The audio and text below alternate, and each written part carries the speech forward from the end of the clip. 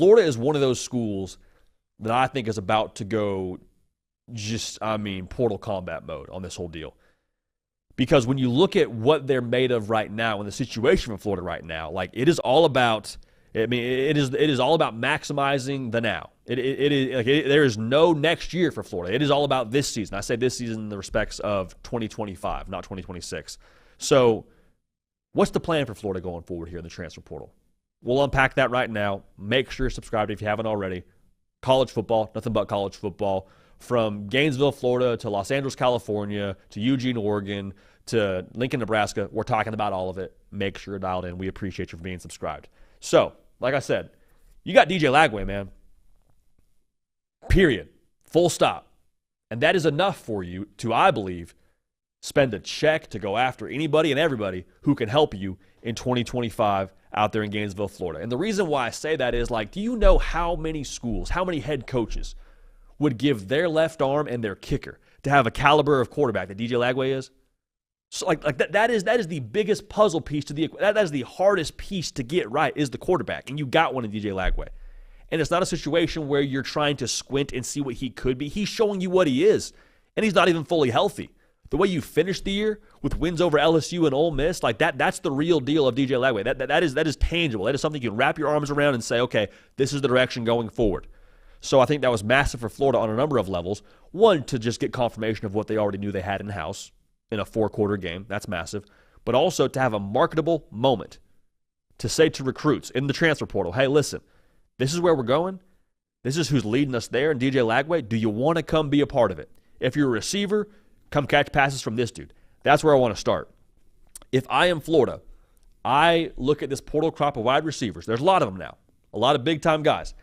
And I'm going after at least 2 or 3. Now, I don't know if they land 2 or 3, but I am doing everything in my power to make sure when we get on the field next year, we are not going to be in a situation where we finish the season and say, gosh dang, man, DJ Lagway is awesome, but we didn't have anybody for him to throw the football to. Now, how sad would that be? It's kind of like when you look at USC and Miami the last couple of seasons with their respective quarterbacks. Caleb Williams at USC 2 years ago, Cam Ward this past year. You're like, man, we got a great quarterback. He was a guy that could have won every game for us. However, we didn't have a defense. Now, obviously, you want to avoid that situation as well if you're Florida, but I think most immediately, if we didn't have receivers for our guy, not a way you want to live. Not a way you want to live at all. So I would look at guys, not to mention names, but like there's a heavy dose of high-profile pass catchers in the portal right now, and I would expect Billy Napier to go after them in a very major way. In addition to that, the trenches is going to always be the story for teams that go win conference championships, right? You look across the board this past weekend. Georgia, why'd they win the SEC? Trenches. Oregon, same deal. Trenches. Clemson, trenches. Arizona State, manhandled Iowa State in the trenches.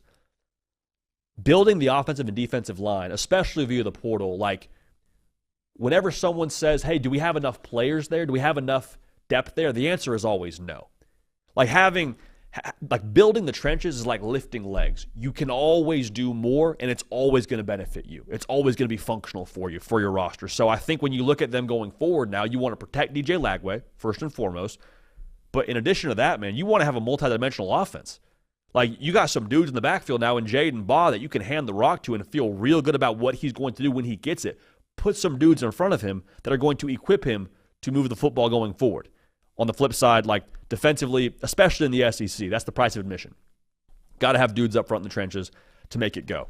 So as we talk this out, man, like you see the way this is all trending. You got your main puzzle piece, your main centerpiece in DJ Lagway. Don't sit here next year with 7 wins again because you weren't willing to go big in the portal. Now I'll address that right now. Billy Napier is he's here for a good time, and he hopes a long time, but like he is here for a good time right now. This is not a situation where Billy Napier is hoping for next Christmas. It's about this Christmas, baby. It's make it happen season, as Caden Smith would say. There's a lot of potential within Florida, the state of Florida, for these big 3, big 4 if you count UCF. But we talk about what 2025 looks like between Florida State, Florida, Miami. Is there a school with higher stock right now than Florida? I don't think so.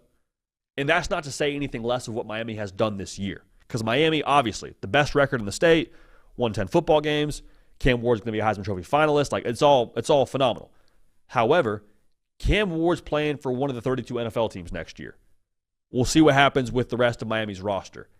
If I have to pick a quarterback in the state right now, I'm taking DJ Lagway. I'm not thinking twice about it. And I don't know who Miami's guy is going to be.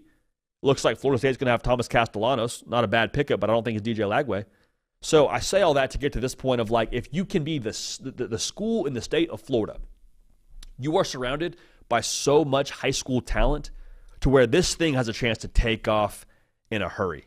Like, you're pouring Coke on the Mentos Coca-Cola on the Mentos that is the Florida football program, in my humble opinion.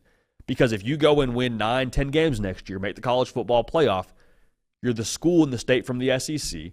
You have a clear trajectory of where you're headed. You have stability around the coaching staff. Like, what reason do you need to go to Florida at that point in time? At that point in time, you're swinging a hot bat on the recruiting trail, and that builds rosters for years to come. So the opportunity right now for Florida is massive with DJ Lagway, with where they are in the state, and I'm expecting them to swing a major, major bat in the portal right now for the wide receiver position, and then obviously every team should be swinging a big bat when it comes to the trenches. Expect them to do that. Expect them to do that. Just because it hasn't happened yet doesn't mean it's not going to happen.